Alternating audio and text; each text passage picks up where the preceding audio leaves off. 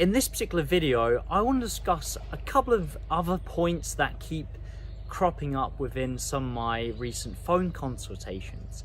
So I did a video yesterday, I basically mentioned a couple of different points that kept cropping up within the consultations, and I got a few more things I want to discuss with you today. So the first question that keeps cropping up is age. A lot of you have this misconception that if you're, let's say for example, in your 40s, 50s and 60s, that you can't lose body fat, and that simply is false.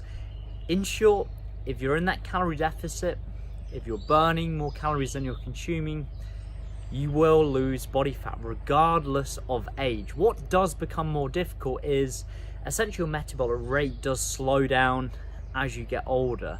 So essentially that therefore means that your maintenance calories when you're in your 50s and 60s, for example, is less compared to what it was in your 20s, and that therefore means you simply need to consume less calories and or burn more calories from exercise. But the reality is that calorie deficit still holds true. Like gravity, it doesn't really matter what age you are, if you're in that calorie deficit, you will lose body fat. But again, what does become more difficult is your metabolic rate slows, your maintenance calories is less than what it was in your 20s, and you essentially need to consume less calories or burn more calories from exercise. So that's the first point to consider. But the reality is you can still lose body fat regardless of your age.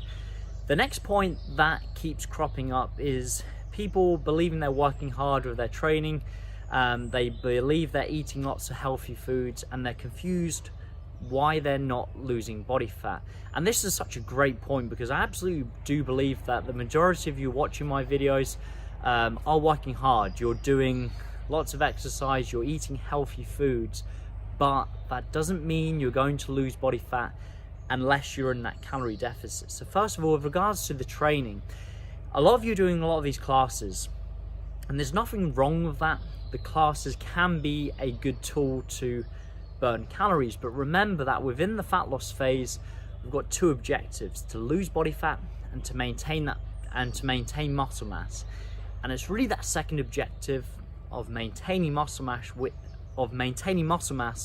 which really dictates what we do with our training. And you essentially need to have weight training as the foundation of your routine to maintain muscle mass, and then calories are merely set to create their calorie deficit, cardio set to create their calorie deficit, and then you're making changes to drop calories or add in more cardio when you reach those fat loss plateaus to continue creating that calorie deficit. But weight training is there as the foundation of your routine to maintain muscle mass.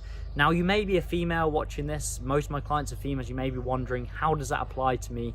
I don't want to have big muscles. But the reality is you want to have weight training as the foundation of your routine to maintain muscle mass, to give you that look you're after. I presume you don't want to be stick thin. You want to have curves, you want to have good glutes, you want to have well-defined legs, shoulders and arms, and that comes from having weight training as the foundation of your routine.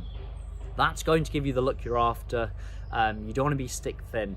So going back to classes, if you want to do them, that's absolutely fine, but see them as a tool, as a cardio session, as a tool to burn calories, but make sure you're doing them in conjunction with heavy weight training. You're doing lots of squats, deadlifts, bench press, overhead press, variations of these big compound exercises.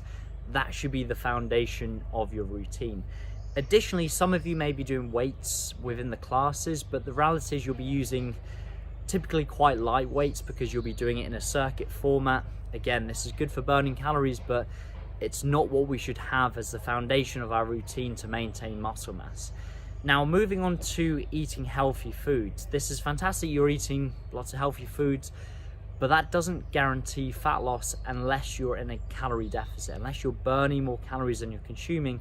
And this is where a lot of people go wrong. They think, if I'm eating healthy foods, then I must be in a calorie deficit. But that simply isn't the case. So let's say, for example, you need to consume 1,500 calories to lose body fat, but you consume 2,000 calories from healthy foods. You're not going to lose any body fat, even though you're eating, let's say for example, 100% of your intake from whole food. The calorie deficit is the king and the most important factor when it comes to fat loss.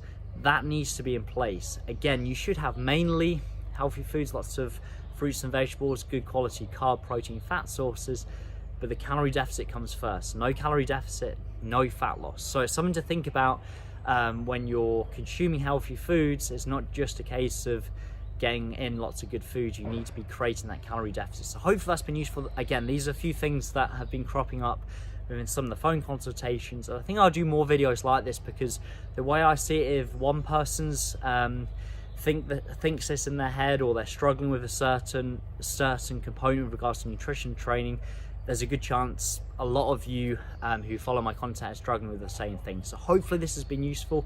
If you want more help with this, make sure to click the link in the description, and make sure to subscribe to the YouTube channel, as I'll be posting lots more content.